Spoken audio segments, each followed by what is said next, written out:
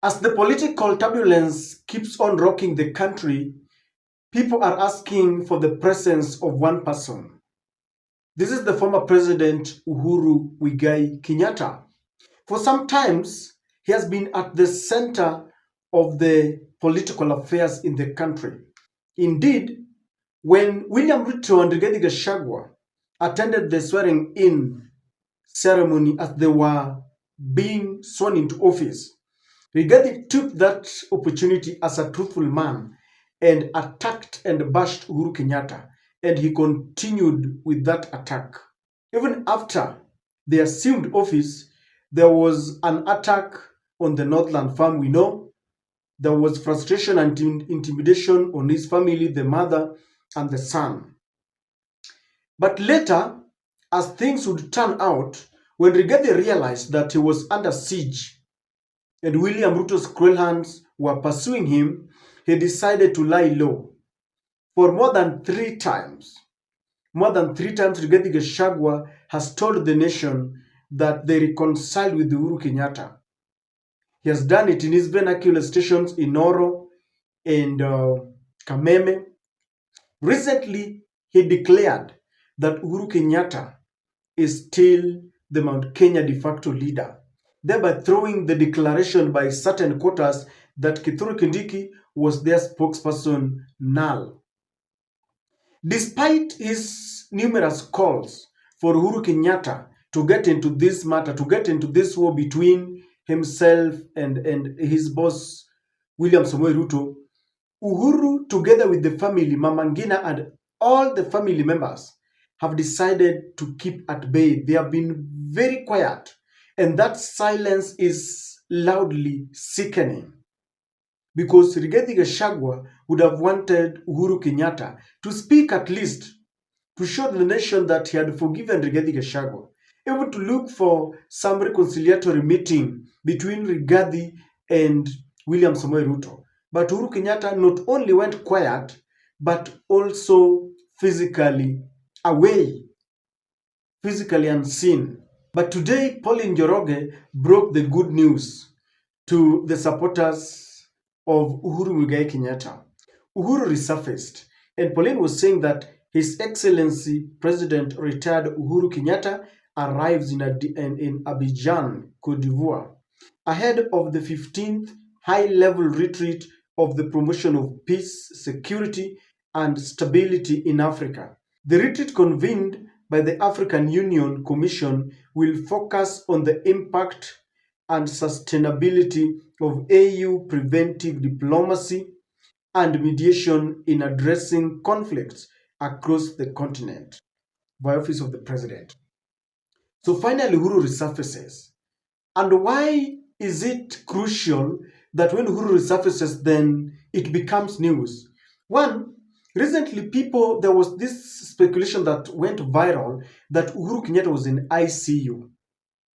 Of course, there was no any proof to corroborate what the viral news was talking about, but it went high and people were really shaking that maybe the president was in danger, his health was in danger.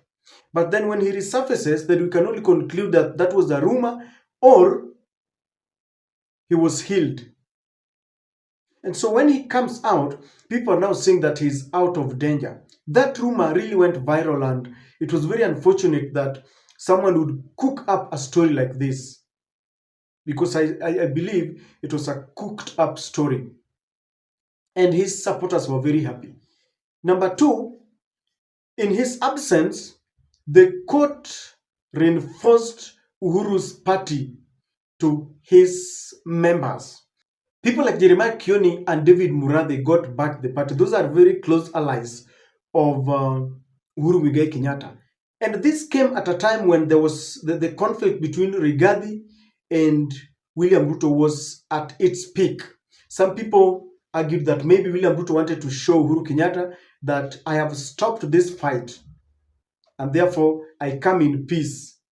He did not want this conflict again. So he got back his party, and in his absence, that was good news to him. Many people are asking why Uhuru Kenyatta has not even bothered to speak about the ongoing conflict because, as a former president, matters that are bedeviling our nation, especially when it touches on the executive, then his opinion can really count. And many people thought that maybe it was just proper for Uhuru to just air his voice. Because I remember when the children of, is this called Edarasha, got burnt in that very unfortunate inferno, he spoke, and he's been speaking, seldom, if I have to say, when matters are very serious. So people thought that Uhuru Kenyatta would try and reconcile, if not even talking, would have tried to reconcile his brother Rigathi Gachagua and William Samoei Ruto. He didn't do that.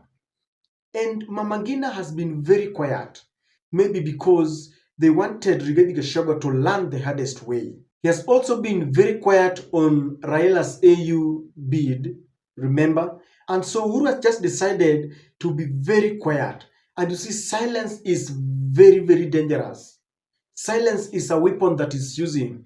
It makes the government keeps on guessing. Because there was a time when they charged Uhuru. They were blaming Uhuru for demonstrations. They were blaming Uhuru for court cases. And Uhuru decided, let me go quiet.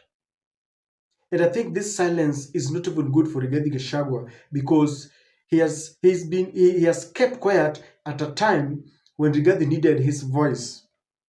And the reasons are very obvious because of the attack that Rigathi Gachagua led. He has explained that it was William Ruto who charged him against his brother, and he will live to regret because at times you need your brothers to come to your defense. Somebody like Uhuru Kenyatta, he could have even called Mount Kenya and tell them, please let us stand with our brother. Maybe some members of parliament would have listened to him. But you see, this never happened. And people are asking, maybe he's trying to revenge very nicely by just keeping quiet so that things can unfold. It's also believed that Uhuru never wanted to be seen as interfering with the current political process. He wanted that they chose themselves. He wanted to watch as things happen because William Ruto did the very things that Rigathi Gachagua is doing to him.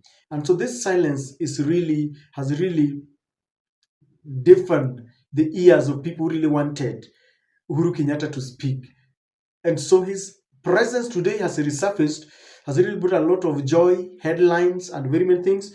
We wait and see as he joins his fellow dignitaries at the African Union Commission front to look for peace because there are countries that are in conflict. We wait for the outcome of regarding impeachment because there are a lot of blame games here and there. But for Uhuru Kenyatta, he is here. I hope that from Cote d'Ivoire, he's going to fly back into the country to welcome the good news of having back his party. I know he has not come back since. He might Journalists might also get a chance to ask him questions about what is going on, about Raila's bid, whether he supports it or not, about Rigathi Gachagua's impeachment. We wait and see what he's going to say.